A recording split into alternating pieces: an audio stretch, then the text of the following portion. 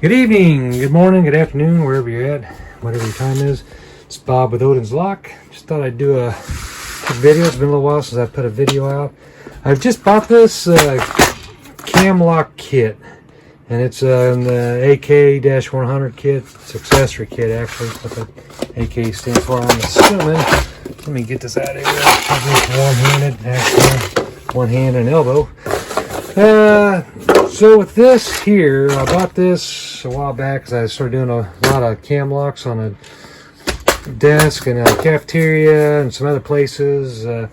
So I thought, well, I'll go ahead and kind of invest in something like this. And the problem is with the when you try to look for this stuff, you can go to the Compact's website, Fort Lock, whatever, and they have all the different kits, but they don't really show you what it looks like on the inside. Sure, they got a list of what all's in it, but until you actually see it and how that works, you know, it's kind of hard to envision. So this one here is actually, this has all the basic stuff, you know, you do with the cam locks, desk lock type stuff. And I'm not talking like the integral like Technion or Han or Global or some of those, but this is more like the style you would use a cam arm with. So this has the basic, you know, the clip for the cam locks, the collars, spring to tent, so you can kind of see what's in there. Dust covers, dust cap. Here's the plates. You know, you put your cam lock through there. On the back side, it kind of helps anchor too.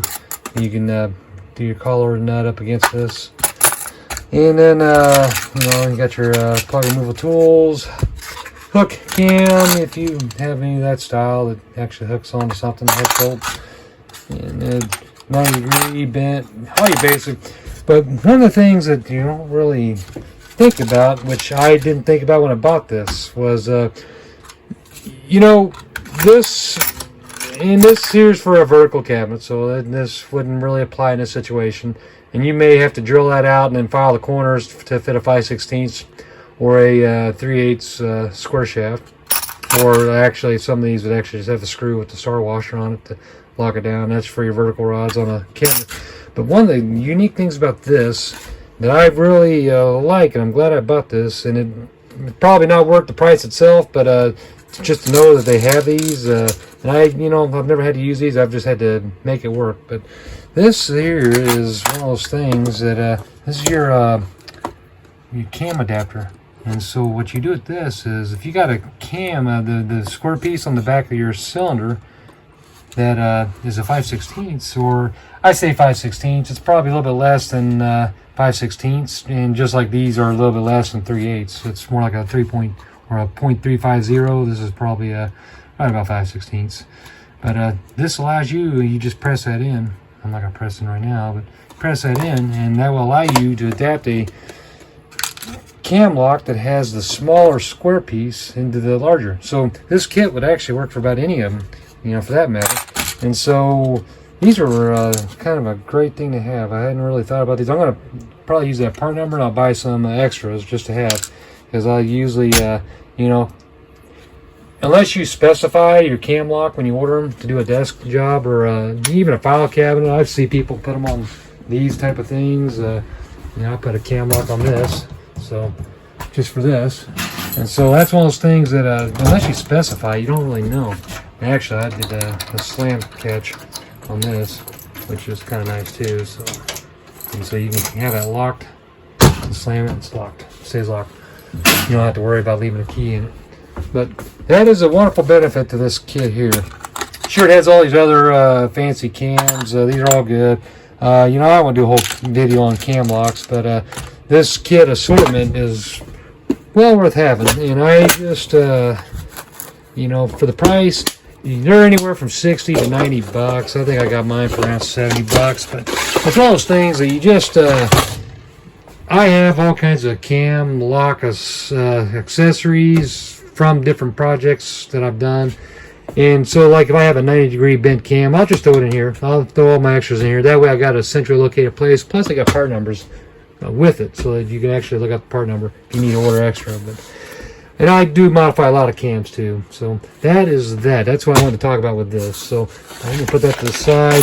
One other thing I want to talk about, I'm only going to bring this up because with this vehicle that I'm driving, it's a step van. Let me walk out here, so bear with me with the shaky camera situation here. This is how this works. So I have a camera already, which is right there on my vehicle. And it's just enough to see the bumper, which is all I really need for that. But I can't really see behind me. A little chilly out, but so what I decided to do, and I do have a digital readout for that camera, but only supposed to come on when it's in reverse. But I have it on a straight wire, so it's actually on all the time. Whenever I throw that toggle switch, it stays on. I don't care about having it on in reverse. I want to see all the time. So with that, I bought this, and it's made by Jansite. I'm not saying this is the best one out there. It's not even comparison with the others on there. You can do that bargain shopping, but if you have a locksmith vehicle and you can't see behind you, because like in a cargo van, if you have a partition or a wall or anything, if you're in a box truck or anything, you can't see back behind you, anything going on in the vehicle. And so like when you're sitting there in that captain's seat, all I have to see behind me is that, and I can look. And I do have mirrors there, in there, but you know, there's nothing for rear view. And so that Jansite camera, that's what that's going to do. So that will go there, and I will just mount it. And it has rubber straps that strap around this. If you have an existing rearview mirror, which I don't know why they usually use them on a cargo van, but I'll set it up right here somehow so I can see. Plus it's got a forward-facing camera, which is nice. And if this is wider than your normal rearview mirror that you do have, if you have one, then you can extend that out. So it allows you to do that. And it has a 128 gig spot where you can put your memory card in there. You can record all that stuff. I seen this from another step vanner that you know, he just has this step van. I don't know what he's doing with it. Some people make these in RVs. Some people use them as a business vehicle, like I do. Of course, then you got all the other ones. You know, the Amazon, all the FedEx, you know, all the big ones. But for someone like you know, a locksmith that just needs a camera just to be able to see in back, and you know, you can also do an incident, you know, from the front facing camera. So there's that. And so, and I bought this one here. I'll put up some of the stuff on Amazon, on how I found it on Amazon. The reviews, everything you see is going to have pros and cons. I try to get the ones with the more pros than the cons. Small camera, just like most of the vehicles they have nowadays. I'll either put that down by my license plate or up above. I haven't decided yet. I may just plug it all in and see how good a view I get. But I do want to see behind me, not just the bumper, but behind me. And so with a big vehicle like this, if you want to change lanes, you got to know who's flying up on you. And the rear view, the side mirrors don't always do the job. This is really nice. So it has a USB, audio, video, TF. I'm not sure what TF stands for. It's just probably your memory stick and all that. GPS. I didn't even know it had that. On, off. And you can move it, you know, just by, it's a touchscreen, so you can move stuff up and down. It's a 1080p, so it's a good, clear, crisp picture. And I'll do another video when I get it all installed. Have to figure out when I'm going to do it, but I just thought I'd do like a quick unboxing. I already opened this. I actually have already recorded this video 3 times already, and I first couple times I didn't like it. The last time I accidentally deleted part of it, and then in my iMovie I was going to try to add some stuff to it, and I somehow deleted that I needed. But that's that, and that's where I'm at with that. And I want to do a shout out, you know, and a thank you to YouTube channel Pocket Woman is the one that did me a shout out for me. I guess her and Starry Lock, and thank you Pocket Woman and Starry Lock for doing the shout out. They do shout outs for smaller channels that are less than 100 subscribers. And it really bumped me way up over 100, you know, and I do absolutely really appreciate it. And then you know, Chirael, he's the one that put in my name to have me shout it out. So thank you, Chirael, for that. And thank you to all the subscribers I've always had that stuck with me, and the new ones too. Absolutely, everyone that helps keep me wanting to keep sharing this stuff. This stuff here is not necessarily locksmithing, you know, but this is in a work vehicle. If you do locksmithing, you know, and it's a commercial vehicle. You have to have insurance. You want to make sure you don't damage your vehicle.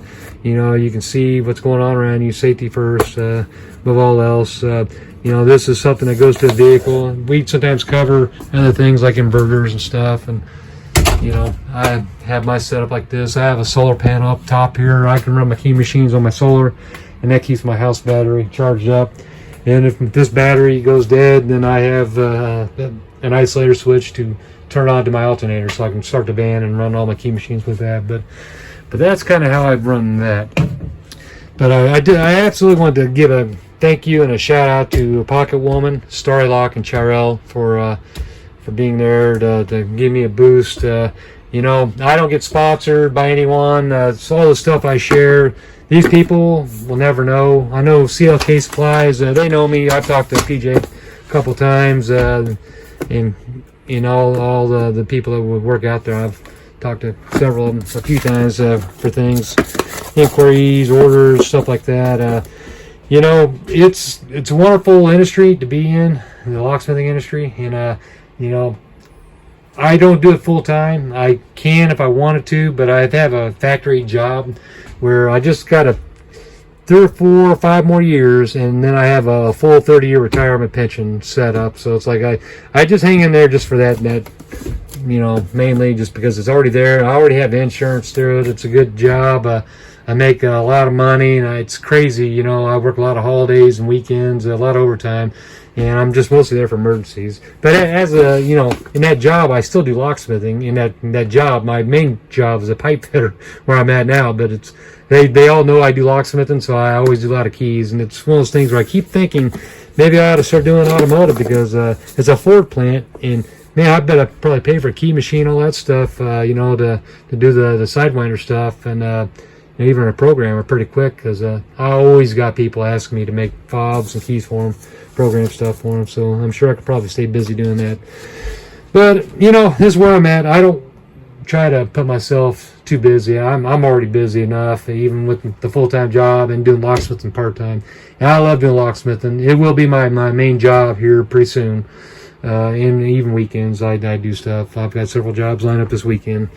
But just kind of how it goes. You know, everyone's got their own hustle, you know. And I think it's amazing the locksmiths out there that do this full-time, and that they stay as busy as they do. Because it is nice to be able to say, oh, I don't feel like doing it today. I can take off. I've already got a full-time job that pays me a 40-hour paycheck. So with that, I think I'm going to get off here.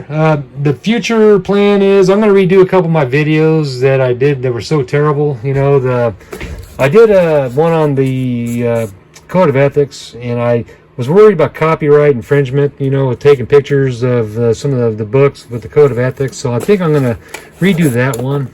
And then what I will do is I'm going to try to do a little bit better job editing.